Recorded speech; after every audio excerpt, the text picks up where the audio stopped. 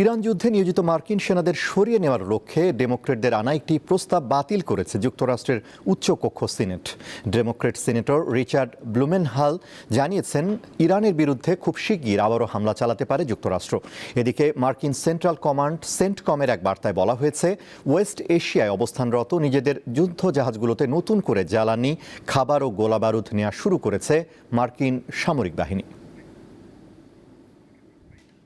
President Donald ট্রাম্পের Iran যুদ্ধ চালিয়ে যাওয়ার ক্ষমতার ওপর মার্কিন আইনি বাধ্যবাধকতার সময় শেষ হতে যাচ্ছে শুক্রবার। এর একদিন আগে বৃহস্পতিবার দেশটির আইনসভার উচ্চকক্ষ সিনেটে বাতিল হল যুদ্ধ থেকে সরে আসার প্রস্তাব। রিপাবলিকান পার্টির দুজন সদস্য মেইন অঙ্গরাজ্যের সুসান কলিন্স ও কেন্টাকির র্যান্ড পল দলীয় সিদ্ধান্তের বাইরে গিয়ে ডেমোক্র্যাটদের আনা ওই প্রস্তাবের পক্ষে ভোট দেন।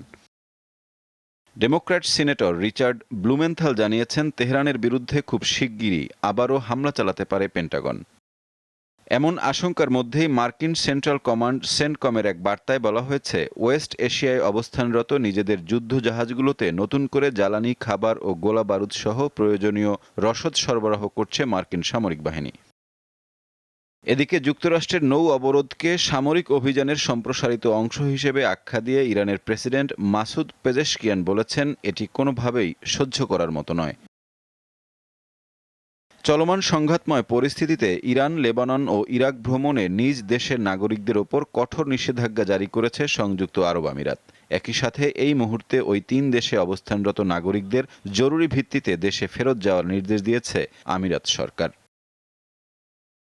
সাইফুর রহমান শিশির, দীপ্ত বার্তাকক্ষ।